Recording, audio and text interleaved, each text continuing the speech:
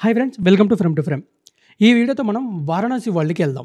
అంటే మహేష్ బాబు, రాజమౌళి కాంబినేషన్‌లో ఎప్పటి నుంచి మోస్ట్ అవైటెడ్ అప్డేట్ అయితే వచ్చేసింది. అదే వారణాసి టు ది వరల్డ్. ఈ అప్డేట్‌లో చాలా అంటే చాలా డీటెయిల్స్ ఇచ్చిండు. అండ్ ఇంకోటి ఏంటంటే అవి మనకు అర్థం కాకుండా ఇచ్చిండు. అంటే స్టోరీ ఏంది, వాట్ ఈజ్ వాట్ అనేది మనకు తెలియకుండా ఇచ్చిండు. దాన్ని మనం నాకు తెలిసిన వర్షన్‌లో నాకు అర్థమైన నాలెడ్జ్‌తో మీకు కొన్ని షేర్ చేస్తా. ఈ అప్డేట్స్‌లో ఫస్ట్ ట్విట్టర్‌లో మహేష్ బాబుది ఒక పోస్ట్ వచ్చింది. అంటే ఈవెంట్ మొత్తం చూడలేదు నేను. కాకపోతే అప్డేట్‌లో చూసినప్పుడైతే మహేష్ బాబుది నంది వాహనం మీద ఒక పోస్టర్ వచ్చింది. ఓకే, ఇదేంది జస్ట్ ఒక నంది వాహనమేనా అనుకున్నా. కానీ టోటల్ ఈవెంట్ అయిపోయిన తర్వాత ఒక వీడియో రిలీజ్ అయింది.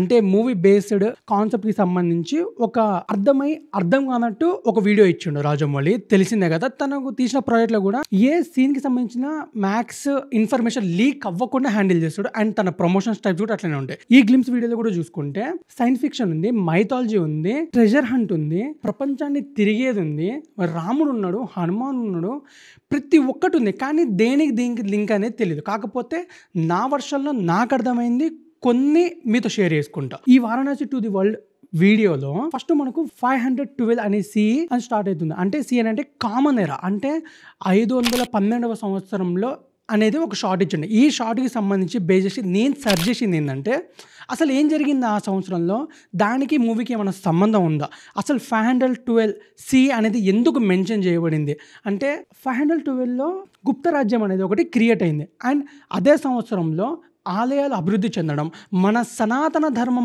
ప్రారంభమైంది కూడా అక్కడే. పురాణాలు, వేదాలు, వాటికి సంబంధించిన అన్నీ కూడా అక్కడే స్టార్ట్ అయ్యాయి. సో 512 అనేది మన సనాతన ధర్మానికి పునాది అనుకోవచ్చు ఈ ఒక్క షాట్తో. దాంతో ట్రాన్సిషన్ తీసుకొని 2027 ఆస్ట్రాయిడ్ వచ్చే ఒక సీన్ ఉంటుంది. అంటే దీని గురించి ప్రాపర్గా ఇన్ఫార్మ్ ఏం లేదు. అంటే నాసాలో కానీ గూగుల్లో కానీ ఎక్కడ కూడా ఏ ఇన్ఫార్మ్ లేదు. కాకపోతే ఫ్యూచర్ని ప్రెడిక్ట్ చేసి 2027లో ఏదైనా ఆస్ట్రాయిడ్ ఢీకొనేటప్పుడు దాన్ని ఆపడానికి జరిగే సిచ్యువేషన్స్ ఇవన్నీ అనుకుంటున్నాను నేనైతే. సేమ్ అలానే ఉంది అది కూడా. దాని పేరు కూడా ఆస్ట్రాయిడ్ సంభవి 2027 అని పెట్టిండు. ఈ పేరుతో ప్రాపర్గా రికార్డ్స్ అయితే ఏం లేదు.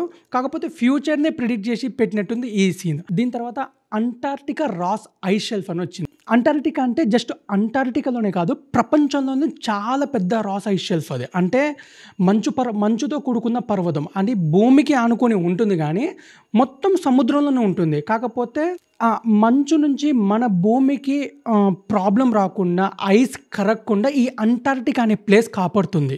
ఇందులో ఏదైనా మిస్టరీస్ ఉన్నాయా అని తెలుసుకున్నప్పుడు ఇక్కడ రక్తపు నీరు ప్రవహిస్తుంది. కాకపోతే పూర్వంలో రక్తపు నీరు అనేవారు కానీ దానికి కూడా చిన్న సైన్స్కి సంబంధించిన ఫార్ములా ఉంది.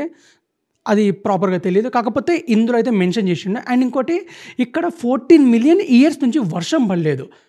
ఇదే పర్వతం కింద కొన్ని వందల పర్వతాలు ఉన్నాయి, పిరమిడ్స్ కూడా ఉన్నాయి. అండ్ ఇక్కడ మిస్టరీస్ కూడా చాలా ఎక్కువనే ఉన్నాయి. కానీ ఏ మిస్టరీస్ని దేన్ని కంపేర్ చేసి, దేన్ని రిలేటెడ్ చేసి అంటార్క్టికాకి దీనికి సంబంధం ఏందో తెలియదు. తర్వాత ఆఫ్రికా అంబోసెల్లి వైల్డర్నెస్ షాట్. ఈ షాట్లో రాజమౌళి చాలాసార్లు చాలా ఈవెంట్స్లో ప్రెస్ మీట్లలో చెప్పిందంటే సౌత్ ఆఫ్రికా అడవుల్లో జరిగే స్టోరీ అని చెప్పిండు. ఇందులో కూడా వైల్డర్నెస్ ఆఫ్రికాలో, అండ్ ఈ ప్లేస్ వచ్చేసి కెన్యాలో ఉంది. ఇక్కడ వైల్డ్ యానిమల్స్, సింహాలు, ఏనుగుల ప్రపంచం ఇది. అండ్ ఇక్కడ పక్షులు కూడా చాలా ఎక్కువ. అండ్ ఇంకోటి ఏంటంటే కిలిమంజారో అనే మంచుతో కూడుకున్న పర్వతం ఇక్కడ నుంచి చాలా క్లియర్గా కనిపిస్తుంది. అంటే ఈ ప్లేస్కి వచ్చి ఆ పర్వతానికి వెళ్ళడానికి ఏదైనా రీజన్ ఉందా, అక్కడ ఏదైనా దాగుందా, దాన్ని తెలుసుకోవడం కోసం బాబు వెళ్తాడా అనేది ఇంకా డీటెయిలింగ్ ఇవ్వలేదు. ఇంకా రావాల్సిందైతే చాలా ఉంది. కాకపోతే ఇచ్చి ఇవ్వనట్టయితే వదిలిపెట్టేసిండు. అండ్ నెక్స్ట్ షాట్ వచ్చేసి అర్బన్ ఘాటి. ప్రాపర్గా ఈ అర్బన్ ఘాటి గురించి పురాణాల్లో కానీ వేదాల్లో కానీ ఎక్కడ కూడా మెన్షన్ చేసి లేదు. నేను సర్చ్ చేసిన వేలో అయితే నాకేం దొరకలేదు. మేబీ మనకు తెలియని ఏదన్నా గుహ గురించి కానీ, అందులో ఉన్న హిస్టరీ గురించి కానీ, లేదన్నా ఏదైనా మిస్టరీకి సంబంధించి ఉందా అనేది అయితే ఉంది ఖచ్చితంగా. కాకపోతే ఇదే స్టోరీ అనేది మెన్షన్ చేస్తే ఏం లేదు. అండ్ ఈ సీన్లో మందాకినైనా మన హీరోయిన్ పైనుంచి కింద పడుతూ ఉంటుంది. కింద కార్నర్లో ఎక్కడ మహేష్ బాబు ఏలాడుతూ ఉంటాడు మన రుద్ర.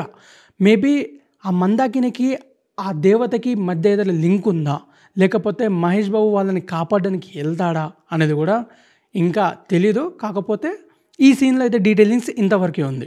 నెక్స్ట్ షాట్ వచ్చేసి BCE 7200. అంటే ఇవాల్టి డేట్ నుంచి చూసుకుంటే 9200 సంవత్సరాల క్రితం జరిగిన సిచ్యువేషన్ అన్నమాట. అంటే రామాయణం జరిగింది కూడా 5000 బీసీఈ నుంచి 7200 బీసీ మధ్యలోనే జరిగింది. అండ్ ఈ షాట్లో కూడా లంకా నగరం 7200 బీసీ అనేసిండు. అంటే ఈ సీన్లో హనుమంతుడు తోక మీద ఒక రథం వెళ్తుంది. ఇక్కడ నుంచి కెమెరా ముందుకు వెళ్ళినప్పుడు వానరుల మీద మన రాముడు బాణం వెత్తుటూ ముందులో ఉన్న కుంభకర్ణును రావణాసురును చంపుతూ ఉంటాడు. కాకపోతే కుంభకర్ణుడే అనుకుంటున్నా, ఎందుకంటే ఆ పర్సనాలిటీ 2 చేతులు ఉన్నాయి. కాకపోతే రావణుడు రాక్షసుడు ఎలా ఉంటాడో మనకు తెలుసు. మ్యాక్స్ కుంభకర్ణుడు అని నేను అనుకుంటున్నా. అండ్ ఆ కుంభకర్ణుడి మీదకి మన రాముడు బాణం వేస్తాం. ఇంకోటి ఏంటంటే రాజమౌళి చెప్పింది ఏంటంటే రాముడి వేషంలో మహేష్ బాబుకి ఫోటోషూట్ చేసినప్పుడు నాకు గూస్ పింపుల్స్ వచ్చినాయని చెప్పిండు. అంటే రాముడు సీన్ ఉందా, ఖచ్చితంగా ఉందా, లేకపోతే టైం ట్రావెల్ చేసి ఆ సిచ్యువేషన్లోకి వెళ్తాడా అనేది అయితే తెలీదు. కాకపోతే రాముడి వేషంలో అయితే మనం మహేష్ బాబుని చూడొచ్చు అనేది ఉంది ఈ సీన్లో. నెక్స్ట్ వారణాసి మణికర్ణిక ఘాట్ అని ఉంది. ఈ మణికర్ణిక ఘాట్ అనేది శివుని భార్య అయిన సతీదేవి చెవిపోగుల నుంచి ఒకటి ఇక్కడ పడ్డ తర్వాత దానికి ఆ పేరు వచ్చింది మణికర్ణిక ఘాట్ అనేది. అండ్ ఈ ఘాట్ అక్కడ ఉన్న 74 ఘాట్లలో పెద్దది అండ్ పవిత్రమైనది. అండ్ ఇక్కడ శ్మశాన వాటికల్లో శవాలు కాలుతూ ఉంటాయి, వాళ్ళకి మోక్షం లభిస్తుంది ఇక్కడ శవాలు కాల్చడం వల్ల. అండ్ ఇంకోటి అలా చేయడం వల్ల పునర్జన్మ చక్రం నుండి విముక్తి లభిస్తుందని నమ్ముతారు. అండ్ ఇది ప్రసిద్ధమైనది, చాలా పురాతనమైనది కూడా. అండ్ ఇంకోటి ఏంటంటే ఇక్కడ శివుని శాంతి ప్రసాదించబడినదని కూడా చెప్తారు చాలామంది. అండ్ ఇది పుణ్యక్షేత్రాలకెల్లా చాలా పవిత్రమైన పుణ్యక్షేత్రం ఇది. అండ్ ఇంకోటి మూవీ బ్యాక్డ్రాప్ మొత్తం వారణాసి బేస్ చేసుకొని తీస్తారు. ఆ మణికర్ణిక ఘాట్ థండర్ కట్ అయ్యి మహేష్ బాబు చేతిలో ఉన్న త్రిశూలం మీద ట్రాన్సిషన్ అయ్యి మహేష్ బాబు ఎంట్రీ ఉంటుంది. ఆ వారణాసి సెట్ మహేష్ బాబు ఎంట్రీ నంది వాహనం మీద చూస్తుంటే ఈ సీన్ క్లైమాక్స్లో అనిపించింది. Each and every moment goose bumps వచ్చినాయి. దీనికి కీరవాణి గారు ఎంత బీజిఎం ఇవ్వాలో అంతకు మించే ఇచ్చిండు. ఈ సీక్వెన్స్ కనుక థియేటర్లో పెడితే థియేటర్లో మొత్తం తగలబడిపోతాయి. అందరూ అనే మాట ఒకే మాట, జై బాబు. మామూలుగా ఉండదు థియేటర్లో ఈ సీన్ పడితే కనుక.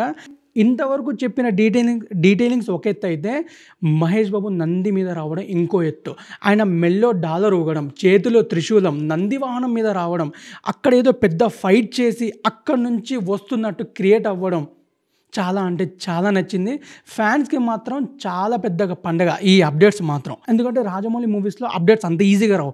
కాకపోతే బ్యాక్ టు బ్యాక్ అప్డేట్స్ ఇస్తూ మహేష్ బాబుని ఇంత నీట్గా ఇంత గట్టిగా ప్రజెంట్ చేయడం అనేది చిన్న మాట కాదు. నెక్స్ట్ వచ్చేసి వారణాసి టైటిల్ డీటెయిలింగ్గా చూస్తే వారణాసి అని పేరు ఉంటుంది. గ్లోబ్ పైన ఒక ఫ్లేర్లో రాముడు విల్లు ఉంటుంది. అండ్ వారణాసి టైటిల్ పడ్డ తర్వాత ఒక ఆస్ట్రాయిడ్ వచ్చి అక్కడ టచ్ అవుతుంది, టైటిల్ క్లోజ్ అవుతుంది.